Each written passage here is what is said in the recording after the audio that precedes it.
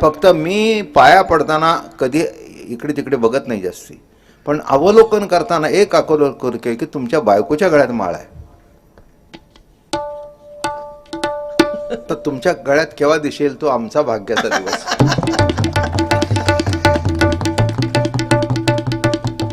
अहो, तुमच्यासारखी अशी मंडळी परमार्थात आली तर खरंच संप्रदायाचं नव्हे, संप्रदायाचं नाही, जगाचं कल्याण त्याच्यात आहे. हा, गटारं पाहिजेतच, पाणी पाहिजेच, रस्ते पाहिजेच, पण चालणारी माणसं जर झिंगत चालली तर त्या केलेल्या रस्त्यांचं काय होईल? रस्ते शिल्लक राहणार नाहीत, मग संपलं जीवन. म्हणून नीट लक्षात ठेवा की जीवन सुधारण्याकरता, मग संसार कशा करता? 2 मुलं बाळ चांगली होण्याकरता. परमार्थ कशा करता? 2 भाग आहेत त्याच्यात, एक मुक्ती आणि एक भक्ती. काहींचा परमार्थ मुक्ती करताय, आणि आज कीर्तनाचा जो अभंग आहे तो उपजवणी पुढती येऊ काला खाऊ दही भात. भक्ती करताय. वारकरी संप्रदायाची रोजची प्रार्थना आहे ही आहे, हीच माझी आस जन्मोजन्मी तुझा दास, पंढरीचा वारकरी वारी चुकून येदी हरी. देवा, वारी चुकून देऊ नकोस जन्म जन्मांतरी. हे बघा, माणसं म्हणतात जन्म मरणाच्या फेऱ्यातून सुटलं पाहिजे. कोण सुटून वरून खाली आलाय?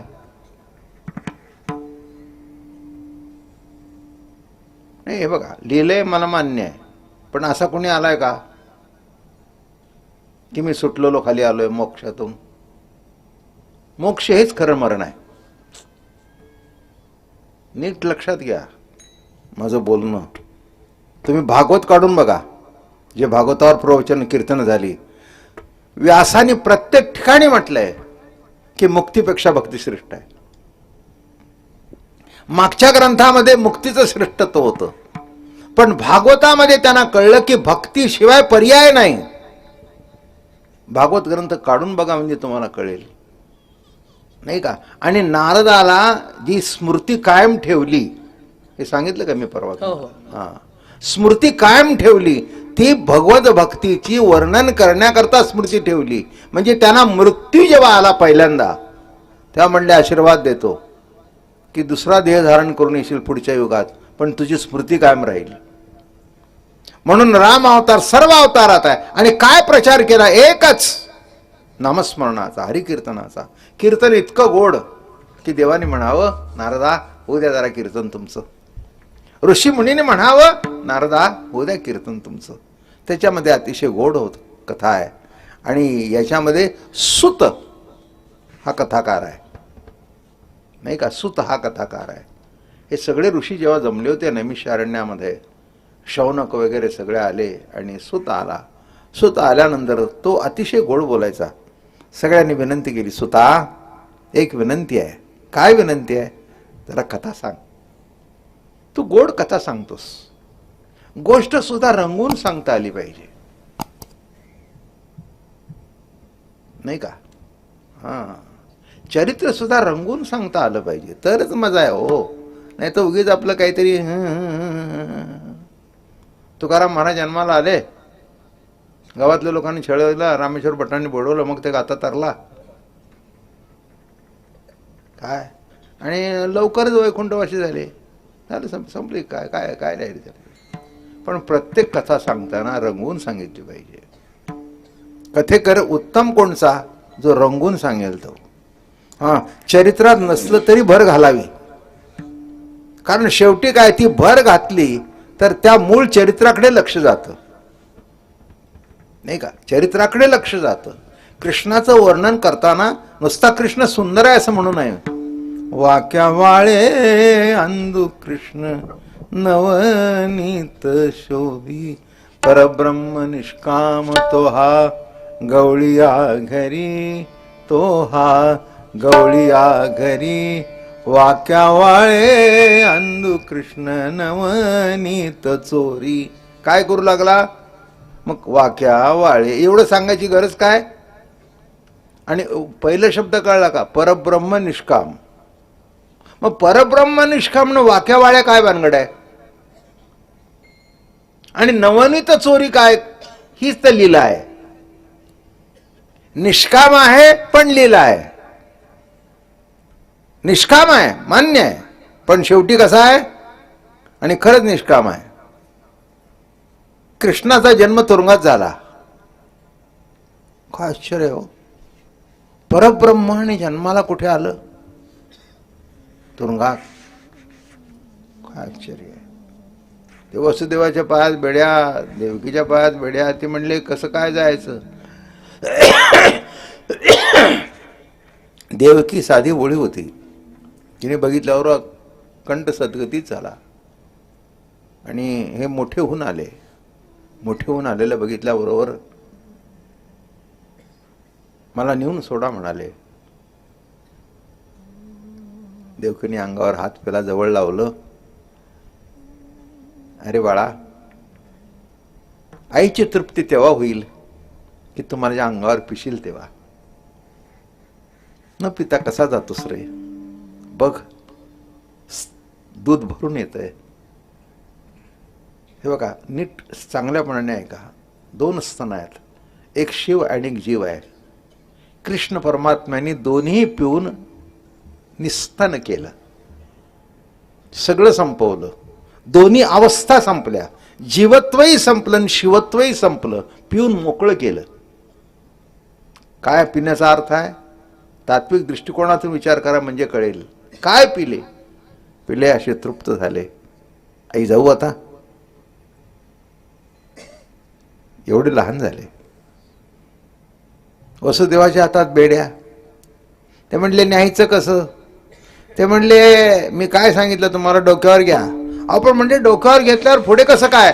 ते म्हणते पुढचे प्रश्न विचारू नका, डोक्यावर तर घ्या. नाही कळलं का तुम्हाला? कृष्ण देवाऱ्यात ठेवू नका, डोक्यावर घ्या. तुमच्या स्मृतीत घ्या.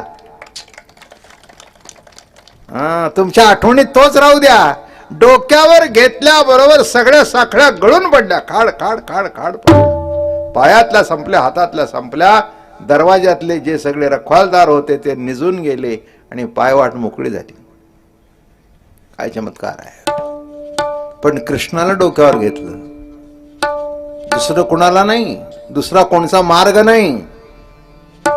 दुसरा मार्ग नाही. नीट लक्षात ठेवा. कलियुगामध्ये तुम्ही भलतसलत करायला आत पुष्कळ चालू आहेत मार्ग. मला त्याच्याबद्दल चर्चा कोणाची करायची नाही आहे. मी कधीच कोणाची निंदा करत नाही, वाजवीपेक्षा जास्ती स्तुती करत नाही. जेवढ्या पुरता असतं तेवढ्या पुरता असतं. आणि जे करतो, स्तुती जर केली ना तर ती मनापासून करतो. आणि वाकडं जर बोललं ते सुद्धा मनापासूनच बोलतो. त्याच्यामध्ये सुद्धा हात राखून काही नाही. सगळ्यांना माहिती आहे. सगळ्यांना इथून तिथून माहिती आहे. बाबा महाराज रोख ठोक आहेत, उदार बिदार काही नाही. काय आणि खंडन करा माझं चुकलं असेल तर, तुमची माफी मागील ना मी, त्याच्यात काय आहे. पण जर खरं असेल, तबला लावणं चुकीचं म्हटला. मला पुढचा काय प्रश्न विचारला माहिती आहे का? मी त्याला बरोबर उत्तर दिलं. मग म्हणाले कोठीवर तबला असतो. म्हटलं तुम्ही फक्त कोठीवरचाच बघितला, इतर ठिकाणी कुठे तबला दिसला नाही का? काय कोठीवर तबला दिसला? मोठे मोठे गायक, अब्दुल करीम खान, इनायत खान, विनायक बुवा पटवर्धन, केवढी मोठी माणसं ही. बालगंधर्व, बडे गुलाम अली खान. अहो यांच्या ह्याच्यामध्ये तबलाच प्रमुख. मग ते काही कोठीवरचा तबला होता का? म्हणजे माणसं कशी असतात ते बघा. काय माणसांचे विचित्र विचार असतात. पण बघितलं मग आता सगळे अनुकरण करू लागले, पेटी घेऊ लागले. का? अहो शेवटी काय आहे, रंग भरला पाहिजे. कीर्तनात रंग भरल्याशिवाय गद्रे महाराज श्रीरंग प्रगट होत नाही हो. कीर्तनामध्ये रंग भरल्याशिवाय श्रीरंग प्रगट होत नाही. श्रीरंग येऊन एकाने प्रश्न विचारला, देव कुठे आहे? येथे असे देव उभा दिसे समजन नादी शोभा.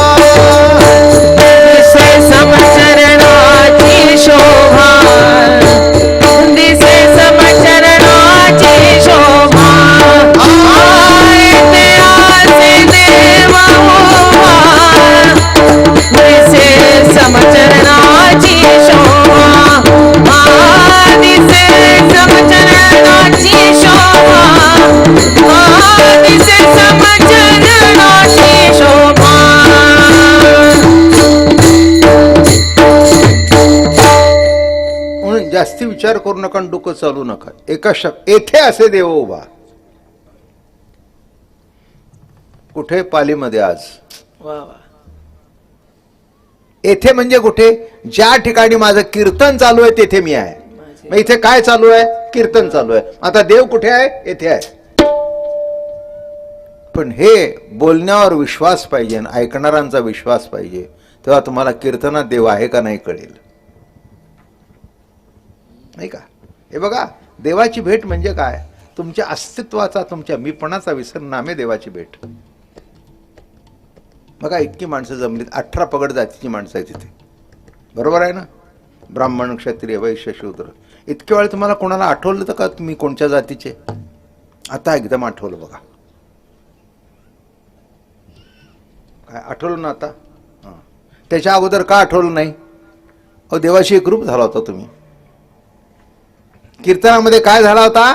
देवाशी एकरूप झाला होता. आणि देवाशी एकरूप होणं हीच कीर्तनातली देवाची भेट. सगळं विसरलं, घर विसरलं, दार विसरलं, जात विसरली, पात मी विसरलो. नाही का? आता मी बोलतो जरी आहे तर सावधपणाने बोलतोय. मी बोलतोय हे माझ्या लक्षातच येत नाही म्हणून बोलतोय. तुम्हाला सुद्धा ऐकायला बसलाय, पण ऐकायला बसलाय हे तुमच्या लक्षातच नसतं. तेव्हा ते ऐकणं सांगणं एकरूप होतं आणि तिथे समाधी लागते. उघडच समाधी हरिकथा सोहळा आणि नर नारी बाळाला अनतोरा. मग अशा करता उपजवणी पडती येऊ. काय म्हणाले महाराज? अरे असा जो वैष्णवांचा काल आहे. कोणी सांगितलं मोक्ष श्रेष्ठ आहे? विशिष्ट काळी विशिष्ट पद्धतीने होता. पण जेव्हा हरिनामाची व्यवस्था झाली आणि सर्व जाती जमातींना परमार्थाचा अधिकार दिला, मग अधिकार दिला तर त्यांना जसं पचेल तसं करायला पाहिजे ना. नाही का? शेतकऱ्याला कर्ज माफ म्हणजे सरसकट माफ पाहिजे. नाही का? नाही, माझा विषय नाही तो. पण मी शेतकरी आहे, माफ पाहिजे ना. मग अमक्या लेवलपर्यंत नाही, अमक्या लेवलपर्यंत आहे, अमक्या लेवलपर्यंत आहे. भेद का असायला पाहिजे? इथून तिथून माफ करून टाका. ज्याचं असेल तसं होईल. माझं म्हणणं कळलं का? काय राजकारणातलं म्हणून सांगितलं नाही, एक दृष्टांत म्हणून सांगितलं. माझा काही संबंध नाही याच्याशी. मी कोणत्याही पक्षाचा नाही. जेवढे भारतातले पक्ष आहेत तेवढे माझे शिष्य आहेत, तेवढे सगळे येतात. आताच बघा, एका घरात थोरला भाऊ काँग्रेस आणि धाकटा भाऊ राष्ट्रवादी, दोन्ही माझ्याकडे येतात.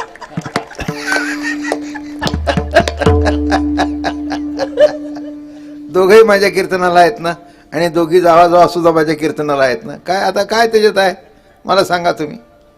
काय काय काय काही फरक आहे का? काही काय इथे काय राष्ट्रवादी का काँग्रेस का अमकं का तमकं काही नाही.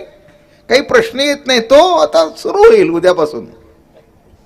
काय आता निवडणुका डिक्लेअर झाल्यात, मग तुमचं का अजून कोण उभं राहतंय, कोण नाही, कोण मागे सरतंय, कोण पुढे होतंय, हे चालूच आहे. आम्हाला मागे सरायचं माहितीच नाही. एकदा गळ्यामध्ये माळ घातली की शेवटपर्यंत पुढेच सरायचं. मागे सरायचा प्रश्न येत नाही. कशा करता मागे सरायचं? कशा करता मागे सरायचं? मागे सरतो फक्त संतांना बघून. ते मागे सरलो नाही, त्यांचा आदर केला, त्यांचं प्रेम केलं. मागे सरलो म्हणजे आम्ही त्यांना दाखवून दिलं आम्ही तुमच्या मागे आहोत. मागे सरलो शब्दाचा अर्थ काय? आम्ही तुमच्या मागे आहोत. उपजोनी पडती येऊ, पुन्हा जन्माला येऊ, हे सगळे सांगतात. जन्म मरणाच्या फेऱ्यातून मुक्त व्हा. हो, काय जन्माचं दुःख, काय सांगता? बरेच कीर्तनकार इथे आहेत, प्रवचनकार आहेत. परवा बरेच लोकांचे सत्कार झाले. ते सगळे जवळजवळ कीर्तनकार असले पाहिजेत. आणि न आलेले सुद्धा आज आले असतील बरेचसे. काय सांगतात? ते सांगतात असं नव्हे, सगळेच सांगतात मुक्त व्हा. कोण झाला? नाही, कोण झाला? मुक्त कासया म्हणावे, बंधन ते नाही ठावे, सुखे करीतो कीर्तन भय विसरले मन. मुक्त कासया म्हणावे. हे बघा, जो बद्ध आहे तो मुक्त होईल, जो अखंड मुक्त आहे त्याला बद्ध कसे म्हणता?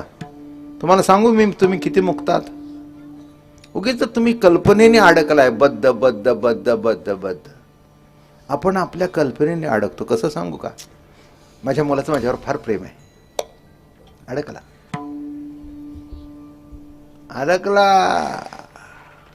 कोणाचंही कोणावर किती प्रेम असू दे, अंतकाळी मी परदेशी. अंतकाळ जवळ आल्यानंतर सगळे म्हणतील तुमची वेळ आली आहे, वा पुढे. काय त्या गजराजाचा पाऊल पकडला आहे कथा भागवत. पकडला कोणी? त्या मगरीने. आता मगरीने पाय पकडल्याबरोबर ती खेचू लागली. याला वाटलं तो टॉपमोस्ट गजराज होता. त्याच्यासारखा गजराज नव्हता. हजारो हत्ती त्याच्या मागे, शेकड्यांनी बायका, हजारांनी पोरं नातवंड, आणि हा त्यातला पुढारी. आणि सगळे पाणी प्यायला गेले. ते मगर धरून बसली होती बरोबर. पाय धरल्याबरोबर असा पकडला. हा सोंडीने प्रयत्न करतोय, पायाने प्रयत्न करतोय, पण आता शेवट आला होता ना. हिसका मारला की खाली. माझं म्हणणं बस, राहू दे राहू दे रे. हिसका मारला की खाली आतमध्ये ओढला जात होता. मग जेव्हा पुढे जात आहे तेव्हा बायको आली, पट्टराणी आली. तिने शेपटाला धरलं, ओढलं. मग तिच्या मागे ती, तिच्या मागे ती, तिच्या मागे ती, सगळ्या बायका, पोरं, नातवंड. पण प्रत्येक हिसक्याला आतमध्ये गुडघ्यापर्यंत गेले, पोटापर्यंत गेले, शेवटी इथे आले. पट्टराणीने खून केली. सरा मागे आता. त्यांना धराल तर आपणही जाऊ, त्यापेक्षा आपण राहून खाऊ त्यांनी मिळवलेलं.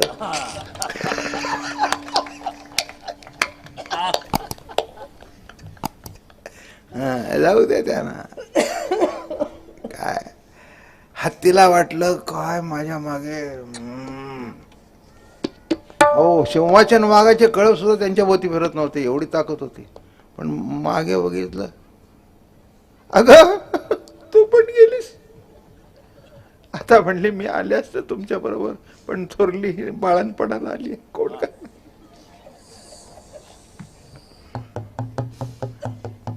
बर. आता 100-200 असल्या कारणाने 5-25 कायमच बाळणपणाला लावू.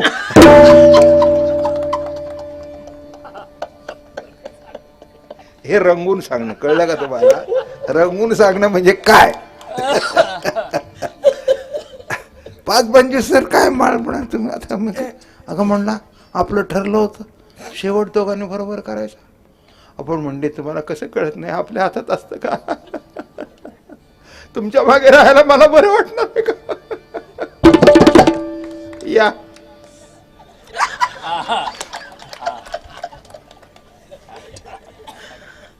माता पिता बंधू भगिनी कोणी न पवती निर्वाणी. इष्ट मित्र सज्जन सखे हे तव सुखाची मांडणी. येथे कोणी सोडवेना एका सद्गुरु वाचोनी. धर्म जागो सदैवाचा जो बापर उपकारी. काय म्हणतायत? माता पिता बंधू भगिनी कोणी न पवती निर्वाणी. इष्टमित्र सज्जन सखे एकला मी दुःख भोगी कुंभपाक दासणी. इथे कोणी सोडवेना. आणि जेव्हा आता बघितलं कोणी नाही, अरे म्हणे तुमच्याकरता एवढं केलं, एवढा कळप सांभाळला मी, तुम्हाला अन्न पाणी पुरू नाही म्हणून दुसऱ्या कळपाला हातीत येऊन दिलं नाही. किती लढा केल्या तुमच्याकरता, किती गोष्टी केल्या, आणि आता माझ्यावर कोणी नाही. ठीक आहे म्हणे, वर तोंड केलं, आयुष्यभर तुझं स्मरण केलं नाही, पण या जगाच्या नियंत्याजवळ कोणी असेल तर माझं रक्षण कर. एक लक्षात ठेवा, किती वेळा जप केला ह्याला महत्व नाही, एकदा करा, पण इतक्या प्रेमाने करा की देव धावून आलाच पाहिजे. हे हत्तीचं उदाहरण आहे. आणि तुकाराम महाराजांनी हा कहे वैकुंठ ती कहे गजराज, हा कहे वैकुंठ. आईसाहेब जेवायला वाढत होत्या, जेवायला बसले होते. तितक्यात आईसाहेबांनी विचारलं, अहो काय पान टाकून पळताय? ते म्हणले हा, म्हणजे हत्ती शब्द बोलायचा होता. तर हा कहे वैकुंठ, आणि ती म्हणण्यापर्यंत गजराजापर्यंत आले. इतक्या वेगाने आले आणि त्याला हात दिला. त्याने दिलेलं कमळ स्वीकारलं. फुलं जरी मला दिलं, निस्सिम भाव उल्हासे माझा अर्पावयाचे निमिसे, निस्सिम भावाने एक फुल दिलं तरी घेतलं. चल म्हणाले, अंतकाळाच्या वेळेला का होईना माझी आठवण झाली तुला, चल माझ्या बरोबर. हे मगर महाराज खाली बसले होते.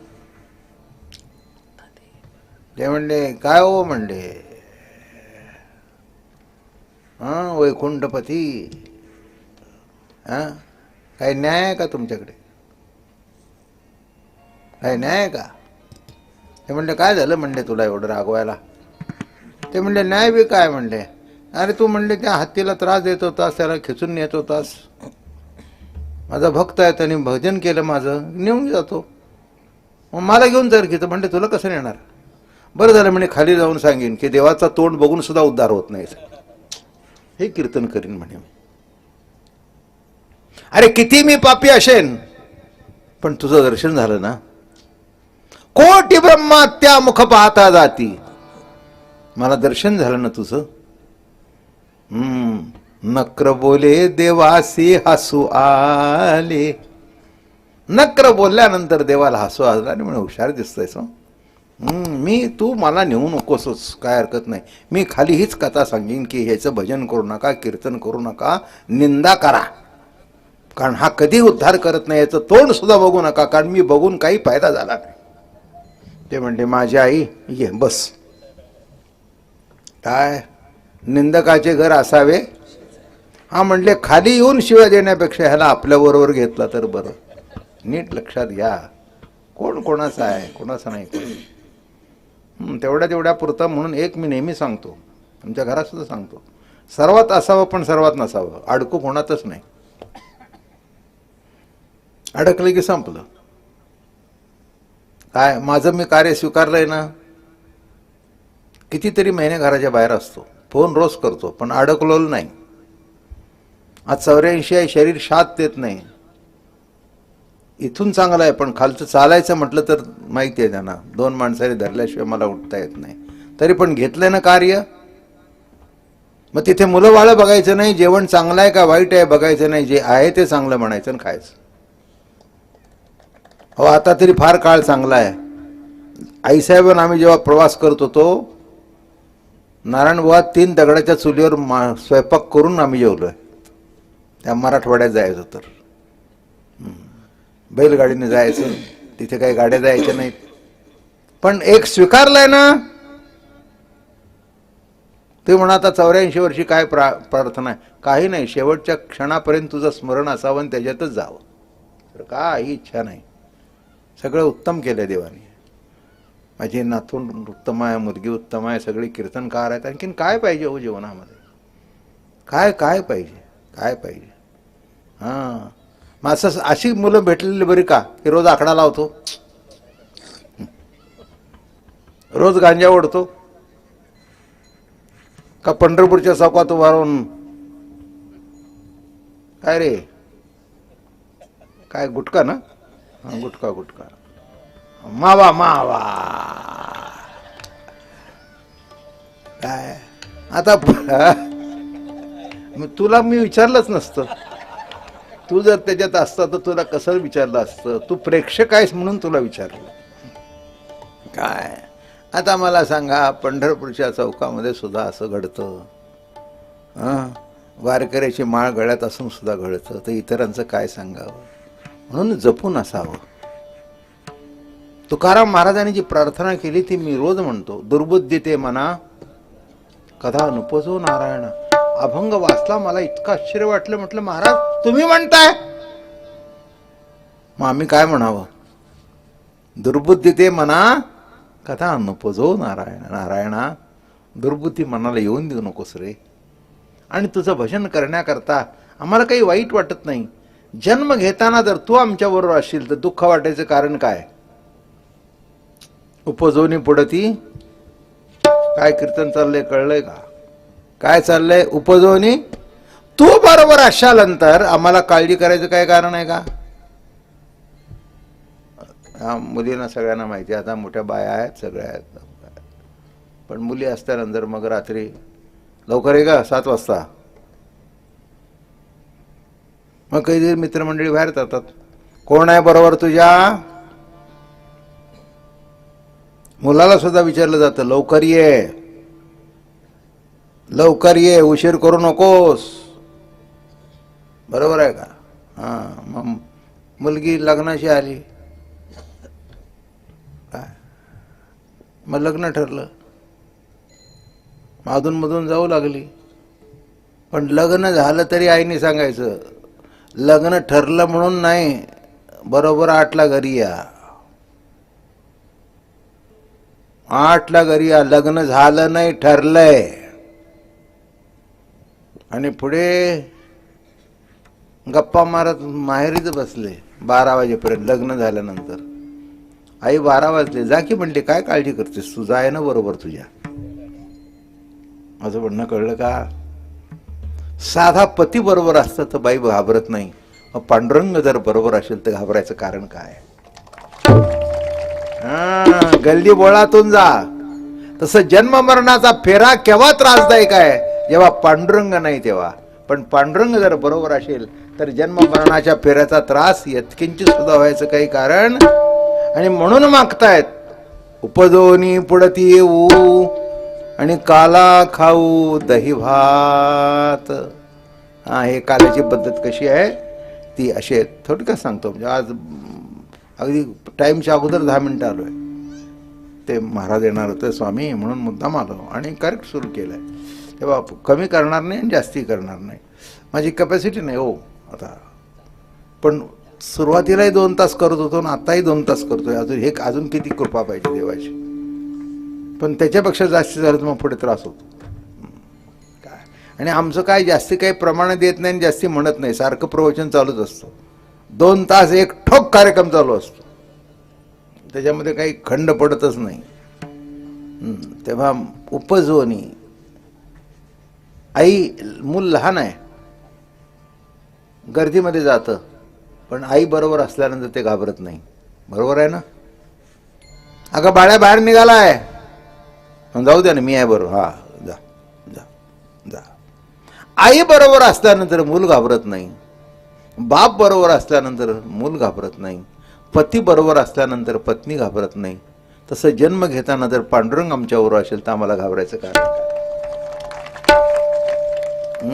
काहीच कारण नाही. जन्म मरणाचं दुःख नाही आहे. आणि हे बघा, दुःख आहे म्हणतात, इथे बराच समाज जमलाय आज. एकाने हात वर करावा आणि मला सांगावं की मला जन्माला येताना असा त्रास झाला आणि त्याची मला आठवण आहे.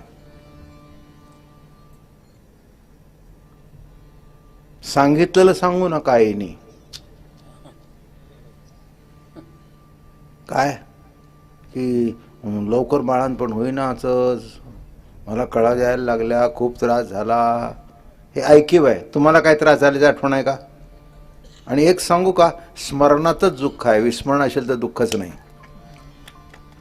आहे का स्मरण कोणाला? मग जन्माचं दुःख काय? पर मेल्यानंतरचं दुःख काय? काय कळतं का मेल्यानंतर? मग जन्म मरणाचं दुःख म्हणजे काय? कुठे जन्माचं दुःख आहे? कोणाला आठवतंय? जन्माला येतो करत येतो, काय त्याला रडतंय हेही माहिती नाही. कळलं का तुम्हाला? त्याला माहिती आहे की मी रडतोय का म्हणून? नाही. पुढे कळतं की रडल्याशिवाय आई खाऊ देत नाही. हे शहाणपण पुढे येतं,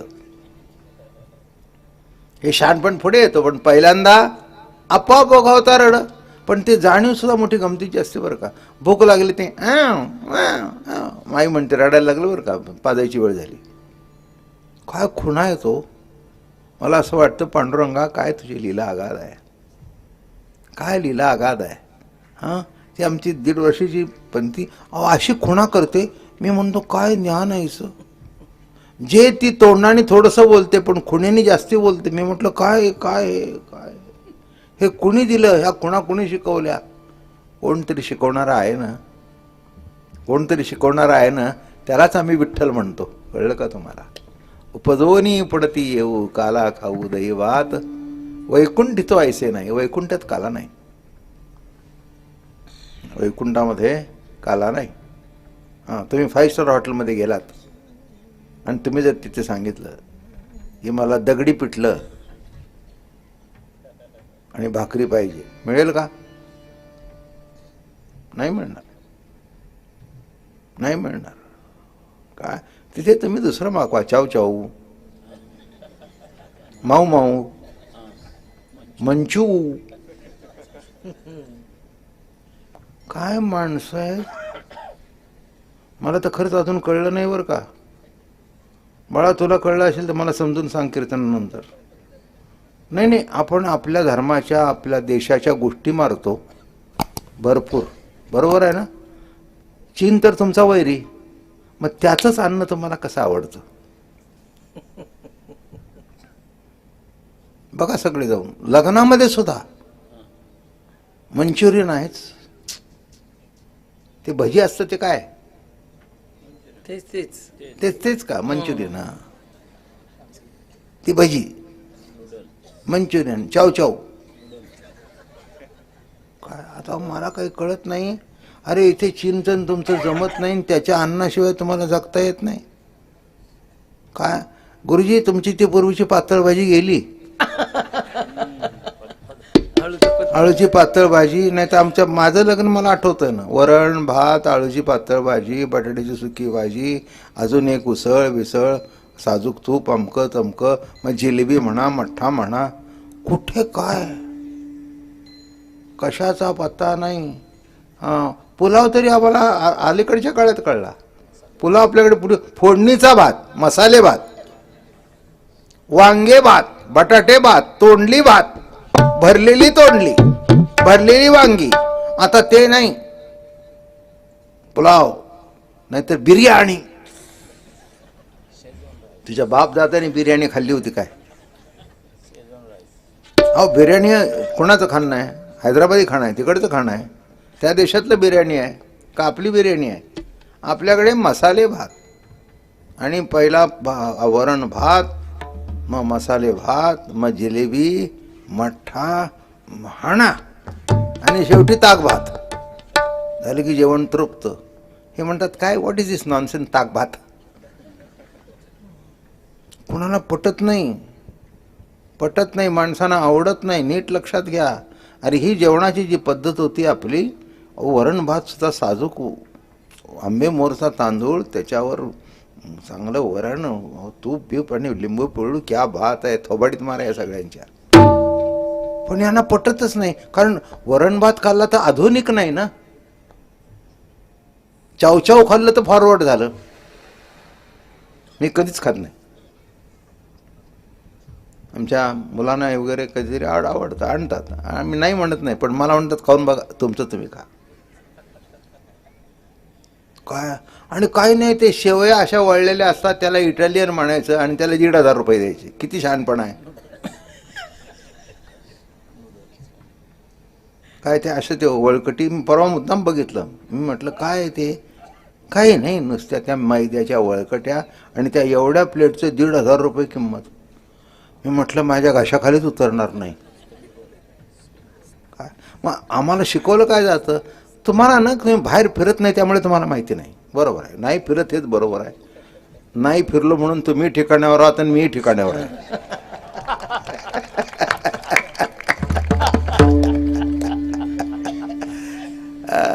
नाही पण काला आहे ना, आज मंचुरियन सुद्धा पाहिजे काल्यात.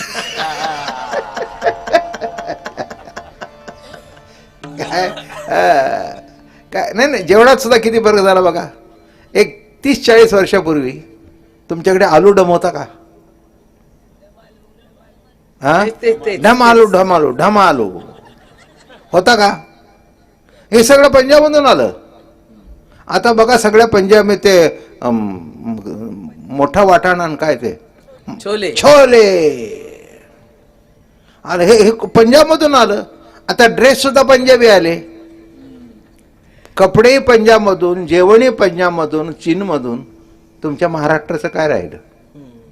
तेव्हा मला बरं वाटलं, ते हे वाटलं की आज तुम्ही धोतर साजरा घातला.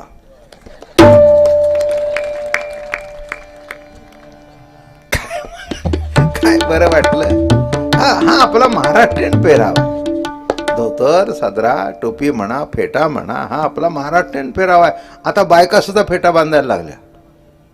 अतिरेक केला म्हणजे किती अतिरेक करतात कळलं का तुम्हाला? नाही फेटा काय बायकाचं आहे का? ते म्हणणं बांधा ना, नाही आम्हाला बांधा. अरे बांधा की, मी कुठे नको म्हणतोय. फक्त कधी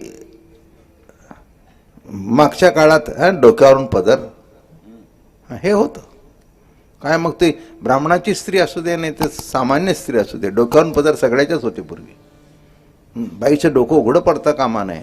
आता काय प्रश्न शिल्लक राहिला नाही. म्हणजे तुम्ही तसं करावं असं मी सांगत नाही तुम्हाला, बिलकुल नाही, बिलकुल मी तुमच्या विरोधात नाही. कारण माझ्या घरात सुद्धा मुली आहेत माझ्या, मला कल्पना आहे. काळाच्या ओघात आपल्याला तसं व्हावं लागतं. पण एक लक्षात ठेवा, आपलं मूळ कधी सोडू नये. काय म्हटलं मी? सगळ्या ठिकाणी जा. मी मुलांना सांगतो फिरून या, जग फिरून या, पण वारीचा दिवस चुकू नका. पंढरीची वारी चुकू नका. मी जग फिरलो कार्यक्रमाच्या निमित्ताने, आणि माझ्या बरोबर आळंदीच्या प्रस्थानच्या टायमाला मी नायगारा फॉलला माझा कार्यक्रम होता, कॅन्सल केला ना, आळंदीला हजर झालो. आपलं ठरलेलं आहे ना, आज 150 वर्षाची परंपरा आहे, 125 वर्ष पंढरीची वारी. यायचं म्हणजे यायचंच. बघायचं असेल तर पुन्हा जाऊ, नाही तर काय बघायचं आहे. इकडचा आपला गेरसाप्पा बघा, नायगारा म्हणा. काय बघितलं, काय कुठे चुकलं? चुकलं बिकलं काही नाही. चुकलं केव्हा न चुकलं हे सगळं आपल्या मनात आहे. म्हणून उपजवणी पडते येऊ काला वैकुंठित ऐसे वैकुंठात, असं बिलकुल नाही, असं बिलकुल नाही. वैकुंठित ऐसं नाही, कवळ काही काल्याशी. काल्याचा प्रसाद वैकुंठात तुम्हाला मिळणार नाही, दैवात तिथे मिळणार. त्याच्यातून दृष्टांत गेला 5 स्टारचा, कळलं का तुम्हाला? मी कुठून फाटा फुटला, कळलं? हां, कोणाकडे काही मिळत वैकुंठित ऐसे नाही, कवळ काही काल्याचे. हा, पुढचं नीट लक्षात घ्या. एकमेका देऊ मुखी सुखे घालवून दरी. एक सांगतो, सामाजिक ऐक्य नामेकाला विचाराची बैठक सांगतो. सामाजिक ऐक्य नामेकाला. आता ज्या वेळेला इथे एवढी बसलेली माणसं, मग अशी सुरुवातीला प्रत्येकजण आपला पुढा आणत होता. त्याला कोणी विचारलं का, अहो तुमची जात कोण? त्या पलीकडच्या याच्यात टाका.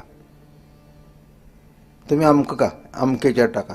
नाही, कोणीही आपला हात लावून ते आणत होतं, आणि सगळ्याचा हात लागलेला तो एकत्र कालवायचा आणि प्रत्येकाला द्यायचं. मला वाटतं सामाजिक ऐक्य इतकं, ह्याच्या इतकं दुसरं कुठे आहे? वारकरी संप्रदायाने जेवढं सामाजिक ऐक्य शिकवलं जगाला, तेवढं कुणीही शिकवलं नाही. हे वस्तुस्थिती आहे. अजून सांगू का? कायदा करून सुद्धा गुरुजी जमलं नाही. जमलं? कायदा करून जमलं का? पूर्वी हॉटेलमध्ये येत नव्हते, येऊन देत नव्हते. आता बोर्ड लावलाय, या हॉटेलमध्ये सगळ्यांना प्रवेश आहे. काय ही कशाची? ही अलीकडची क्रांती आहे. आणि वारकरी संप्रदायामध्ये ज्ञानोबरायाच्या काळापासून क्रांती आहे. ज्ञानोबराया, बरोबर आहे, गोरोबा, चोखोबा, कानोपात्रा, नाही का, सावतोबा, सेना महाराज. अहो, कोणत्या जाती जमातीचे संत त्यांच्या काळात झाले नाहीत? किती सामाजिक ऐक्य. आणि एका पंक्तीला बसून जेवत होते. काय आश्चर्य आहे. हे वारकरी संप्रदायाचं महत्त्व कळत नाही. ज्यांना कळलं त्यांना असं वाटलं की हे डोकं वर काढत आहे, म्हणून आम्हाला टीका करायला सुरुवात केली. टाळ कुठे? आता म्हणत नाहीत. याला खूप हाणले मी तेव्हा, आता कोणी म्हणत नाही. मला एकाने गेलो होतो मी, माझा वसईला कार्यक्रम होता, आणि एका चांगल्या इंजिनियरच्या घरी माझा मुक्काम होता. मग मला म्हणाले, प्रवचन होती. मग प्रवचन वगैरे सुरू झाली. मग 2-3 दिवस झाल्यानंतर असं बसलो होतो आम्ही. मला म्हणाले, ते तुम्ही बोलताच पुष्कळ, चांगलं ऐकायला बरं वाटतं, म्हणजे तुमचं टाळ कुठायचं केव्हा आहे?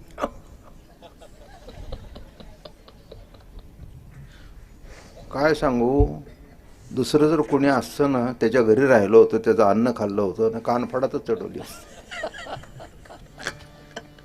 मला तो म्हणतो, तुमचं ते टाळ